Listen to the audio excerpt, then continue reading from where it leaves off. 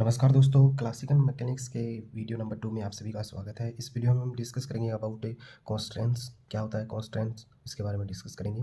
तो सबसे पहले जो यूनिवर्सिटी में जो क्वेश्चन पूछा जाता है कॉन्स्टेंट्स पे, वो कैसे पूछा जाता है।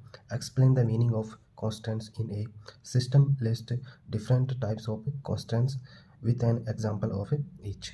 ठीक है, तो सबसे पहले हमें कॉन्स्टेंट को डिफाइन करना है और इसके टाइप्स हमें डिस्कस करने हैं। तो हम इस चैप्टर में ये डिस्कस करने वाले हैं सबसे पहले कॉन्स्टेंट्स के बारे में, और इसके बाद में कॉन्स्टेंट्स के जो टाइप हैं, कितने टाइप के कॉन्स्टेंट्स होते हैं, उन सभी को यहाँ पे डिस्कस करने वाले हैं। ठीक है, तो चलिए सबसे पहले स्टार्ट करते हैं कॉन्स्टेंट्स के बारे में। तो कॉन्स्टेंट्स क्या होता है कॉन्स्टेंट्स। ठीक है, the limitation on the motion of a system are called constants and the motion is said to be constant motion. ठीक है, the limitation of the motion, यदि किसी फ्रीली स्पेस में कोई मोशन हो रहा है, किसी बॉडी का मोशन हो रहा है, किसी पार्टिकल का मोशन हो रहा है, तो अगर उस पर हम कोई लिमिटेशन लगा दें, अगर हम इस पर कोई लिमिटेशन लगा दें, फॉर एग्जांपल के लिए अगर उसको एक्सेस में 5 मीटर ही तक ही जाना है, ठीक है, तो ये क्या होगी, एक लिमिटेशन होगी। तो ये जो लिमिटेशन है उसी को हम क्या कहते हैं, कॉन्स्टेंट्स कहते हैं। ठीक है, जो भी लिमिटेशन होगी उसी को हम क्या कहेंगे, कॉन्स्टेंट्स कहेंगे। ठीक है, तो यहाँ तक ये समझ में आपको आ गया होगा, कॉन्स्टेंट की जो डेफिनेशन है वो आपको समझ में आ गई। ठीक है, इसके बाद में mainly constants are of 2 types. Mainly तो 2 टाइप्स ही होते हैं, but we can further classify them. ठीक है, तो मेनली कौन कौन से होते हैं उनके बारे में डिस्कस करते हैं। मेनली जो हमारे कॉन्स्टेंट्स होते हैं उनको हम 2 टाइप्स में पार्ट्स में डिवाइड किया जाता है, होलोनोमिक कॉन्स्टेंट्स और नॉन होलोनोमिक कॉन्स्टेंट्स। ठीक है, लेकिन इसके अलावा भी इसको 4 और पार्ट्स में डिवाइड किया जाता है। ठीक है, जिसमें है स्केलेरोनोमिक कॉन्स्टेंट्स और रियोनोमिक कॉन्स्टेंट्स, और ये कंजर्वेटिव कॉन्स्टेंट और डिस्परेटिव कॉन्स्टेंट्स। ठीक है, इसको हम नॉन कंजर्वेटिव कॉन्स्टेंट्स भी कह सकते हैं, इसको डिस्परेटिव कॉन्स्टेंट भी कह सकते हैं। ठीक है, तो ये टाइप्स है कॉन्स्टेंट्स के। अब एक एक टाइप को हम डिस्कस करते हैं। नंबर फर्स्ट हमारा होलोनोमिक कॉन्स्टेंट्स। तो होलोनोमिक कांस्टेंट क्या होता है, देखो इसकी डेफिनेशन क्या होती है। सबसे पहले इसकी डेफिनेशन देखते हैं। Suppose the constants are present in a system of N particle. ठीक है, if the constants are expressed in the form of equation of the form. ठीक है, यदि किसी कांस्टेंट्स को हम इस फंक्शन में लिख सकते हैं, कौन से फंक्शन में, यदि उसको हम इस फंक्शन में लिख सकते हैं, इस इक्वेशन में लिख सकते हैं, ठीक है, तो उस कांस्टेंट्स को हम क्या कहेंगे, होलोनोमिक कांस्टेंट्स कहेंगे। ठीक है, अगर किसी भी कांस्टेंट्स को हम इस इक्वेशन में लिख सकते हैं, ये डिस्टेंस है, ये टाइम है, कि इक्वेशन में अगर इसको हम लिख सकते हैं जो इक्वल टू किसके बराबर होगा, 0 के बराबर होगा, तो वो क्या कहलाएगा, हमारा होलोनोमिक कांस्टेंट्स कहलाएगा। तो सिंपल सी इसकी डेफिनेशन है, अगर इसको हम इस इक्वेशन के रूप में लिख सकते हैं, इक्वेशन ऑफ द फॉर्म। ठीक है, अगर इसको किसी भी कांस्टेंट को हम इस इक्वेशन के रूप में व्यक्त कर सकते हैं, तो वो हमारी क्या कहलाएगी, होलोनोमिक कांस्टेंट्स कहलाएगी। ठीक है, the constants are known as holonomic constants. Let m be the number of the such equilibrium to describe the constants in the n particle system. So there we need the n independent coordinate to describe the system.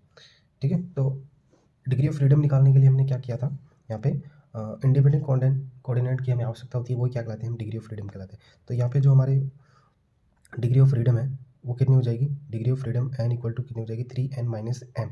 ये पहले भी हम degree of freedom में ये formula discuss कर सकते हैं। यहाँ पे n क्या है, n है पार्टिकल, कितने पार्टिकल है, नंबर ऑफ पार्टिकल।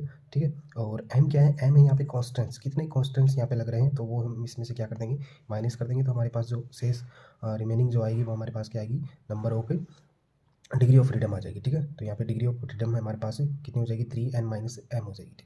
तो ये आपको MTR है, इसको याद रखना है।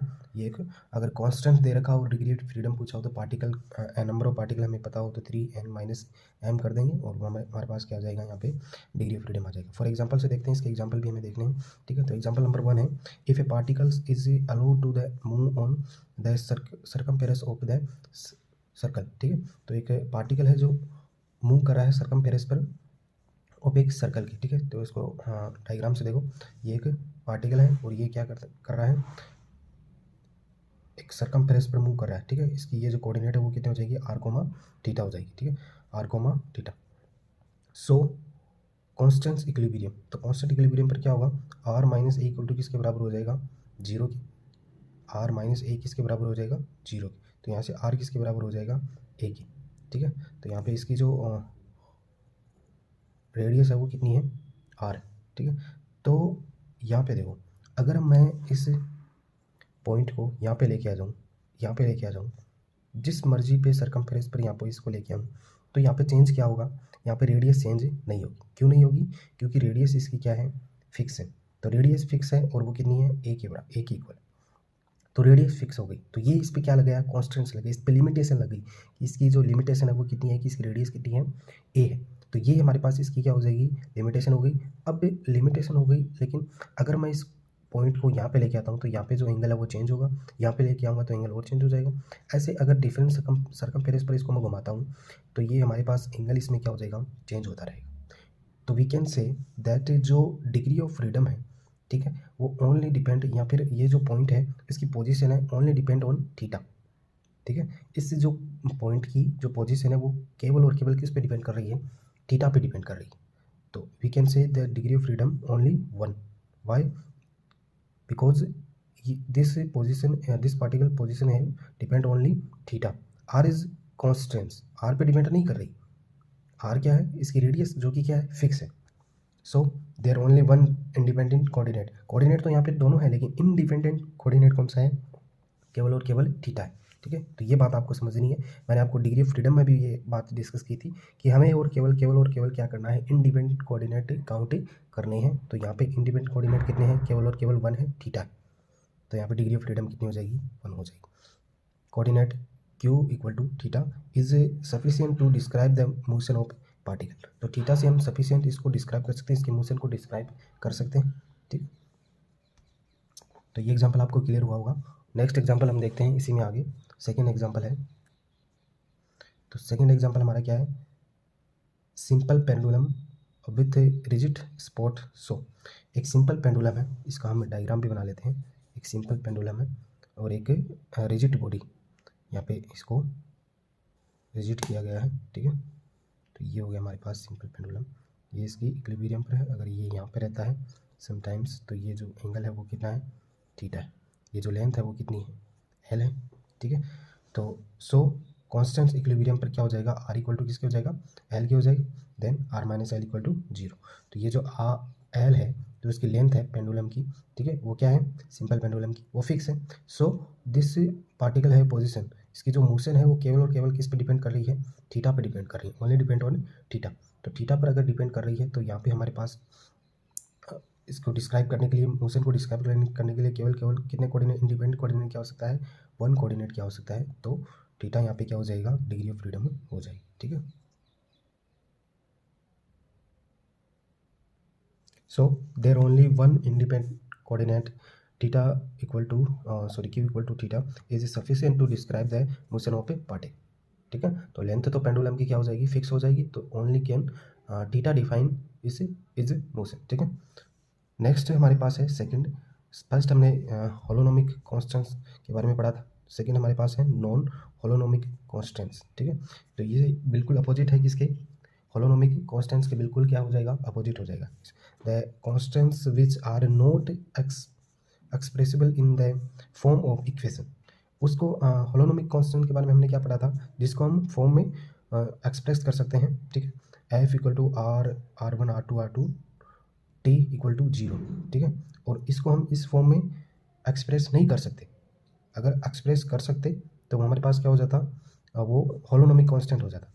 अगर इस इक्वेशन में हम इसको एक्सप्रेस कर सकते तो ये क्या हो जाएगा, होलोनोमिक। अगर नहीं कर सकते तो वो क्या हो जाएगा, नॉन होलोनोमिक कांस्टेंट्स। तो बिल्कुल अपोजिट है किसका, होलोनोमिक कांस्टेंट्स का। अगर इसको नहीं कर सकते इसका मतलब इट मीन्स यहाँ पे क्या हो जाएगा, इक्वल टू जीरो नहीं आएगा। इस इक्वेशन इक्वल टू जीरो नहीं होगा, या तो ग्रेटर देन होगा या फिर लेस देन होगा, ठीक है।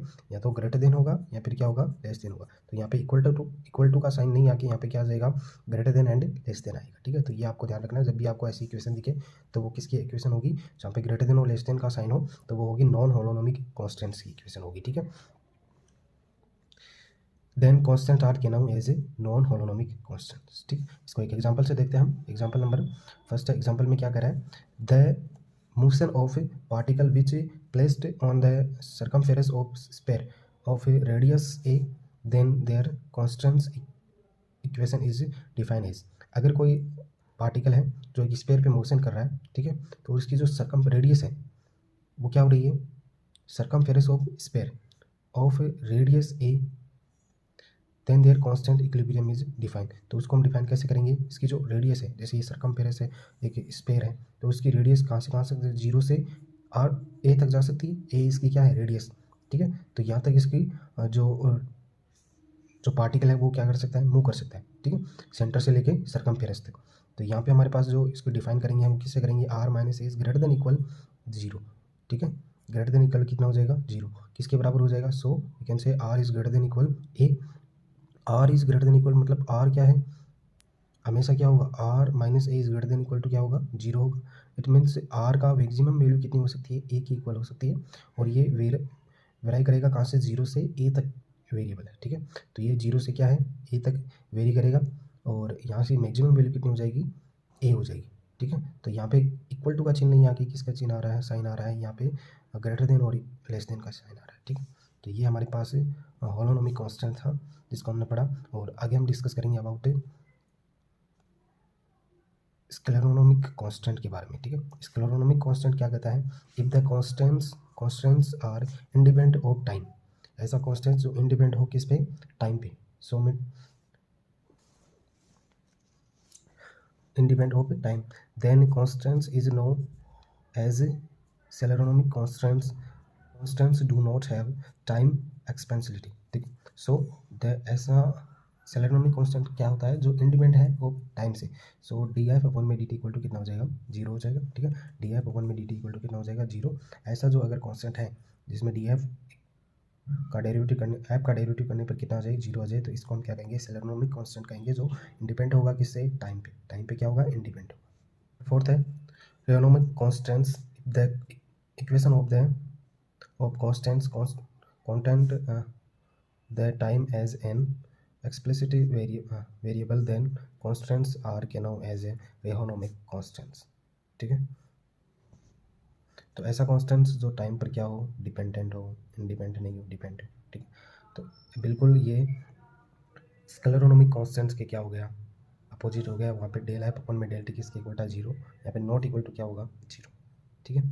तो नेक्स्ट हम देखते हैं कंजर्वेटिव कांस्टेंट्स।